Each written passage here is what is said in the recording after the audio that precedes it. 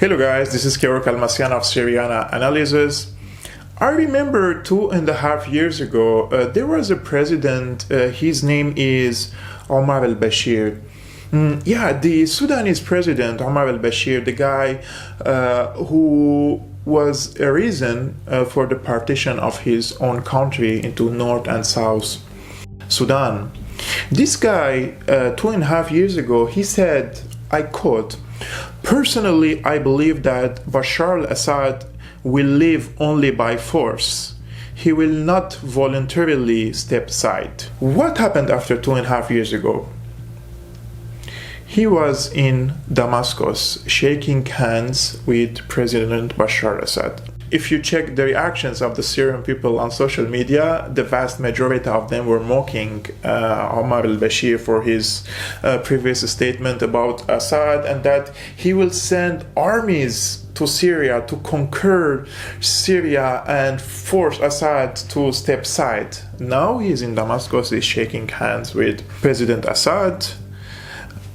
Some analysts are saying that this is an important event because Syria broke the isolation, because there is some sort of Arabic isolation on Syria, especially Saudi Arabia and Qatar are forcing Arab countries not to deal with Syria, and now Omar al-Bashir is in Syria, so Syria broke the isolation. We have to know that many Arab governments, Iraq, Lebanon, Algeria, Tunisia, and others, they already have a good relationship with Syria, including Egypt. So there is no real isolation.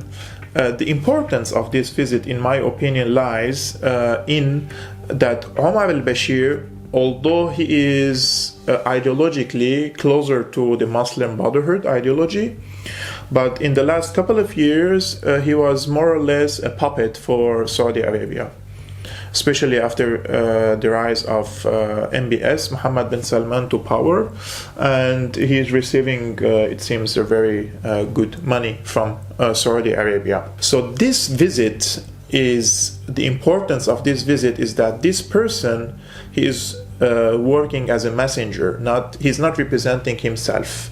This Omar al-Bashir, he represents the interests of some Gulf governments, particularly Saudi Arabia. So he is in Syria, and in my opinion, he is delivering a Saudi message to President Bashar Assad. And if we check what's happening in the last couple of weeks, there are many rumors saying that UAE, United Arab Emirates, is negotiating with Syria to reopen its embassy in Damascus, and also we have to know that the UAE is in the same coalition with Saudi Arabia. So what's happening is here there is a diplomacy going on now in the region. Saudi Arabia and UAE are trying to contact with Syria, and the main reason for that is two major factors. One is the Turkish incursion into Syria and the expansion of the Turkish influence in the region.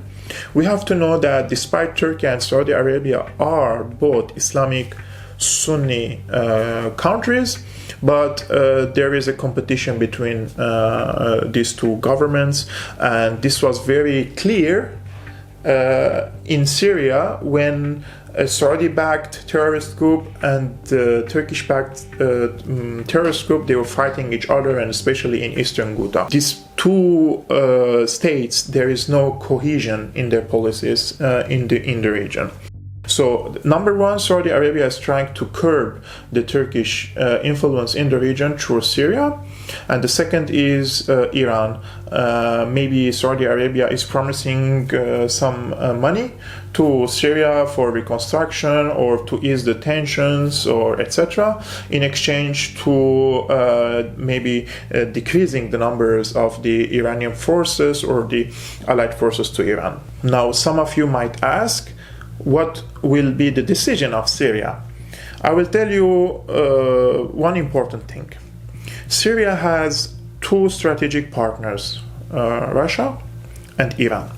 And there is no way possible for Syria to abandon its strategic partners. And although a lot of people say that politics is not based on morals, but in Syria there is some sort of immorality that they don't abandon their partners and their allies, especially Iran and Russia. So what will happen is Syria will not oppose opening channels with Saudi Arabia, will not oppose opening channels with Emirates, and will not oppose opening channels with Turkey. Syria is not going to put all its eggs in one basket. It will distribute the eggs in different parties in the hope of achieving its own national interest and its own strategic interest. But this will happen by compromises also. Syria will make compromises to the regional governments, but our hope is that these compromises won't be huge and won't be painful. So what I was talking yesterday and the day before about the Turkish incursion and the danger of this Turkish incursion, this has moved these steady waters, which is now represented by diplomatic efforts by Saudi Arabia, by the UAE to reopen channels with Saudi Arabia, with Syria.